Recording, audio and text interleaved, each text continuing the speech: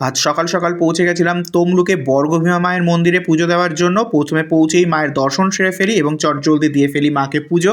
এখানে মা উগ্র তারারূপে পূজিত হয় এবং এখানে মাকে দুবেলা শোল মাছের টক দিয়ে পুজো দেওয়ার রীতি রয়েছে বলে আমি জানতে পারি। পুজো সেরে মাকে ষষ্ঠাঙ্গে একটা বড় করে প্রণাম করে ফেললাম এবং আমার দেখা দেখি বাচ্চাটাও চেষ্টা করছে।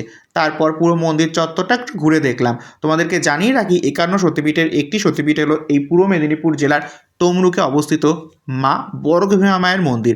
জনমুখে প্রচলিত মা সতীর 51টি যে খণ্ড হয়েছিল, সেই 51 খণ্ডের একটি খণ্ড, অর্থাৎ মা সতীর পায়ের গোড়ালি পড়েছিল এই তমলুকে এবং সেখানে উৎপত্তি হয় মা বর্গভীমার। এখানে মনস্ফূর্তি গাছ রয়েছে। এছাড়া এখানে খুব সুন্দর ভোগের সুব্যবস্থা রয়েছে। তোমরা ভোগ খেতে হলে সকাল 10:30টার মধ্যে অফিসে এসে 110 টাকা জনপ্রতি ভোগের কুপন সংগ্রহ করে নিতে পারো। আর যদি আসতে দেরি হয় তাহলে আগের দিন রাতে অফিস ঘরে ফোন করে নেবে। ঘুরতে ঘুরতে খুব জোরে পেয়ে গেছিলো খিদে, তাই আমি আর আমার বন্ধু চলে গেছিলাম খাওয়ার জন্য।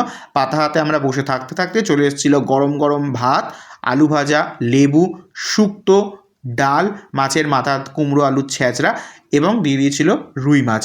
খাবার শেষে ছিল হলো চাটনি এবং শেষ পাতে দিয়েছিল পায়েস। এখানে যাচাই করে পেট ভরে খেতে পারো। খাবার শেষে চলে গেছিলাম মন্দিরের পাশে জলকুণ্ডে, একটু হাত পা মুখ ধুয়ে নিলাম। তারপর মাকে আবার প্রণাম করে টাটা বাই বাই করে বাড়ি ফিরে এলাম। Good bye.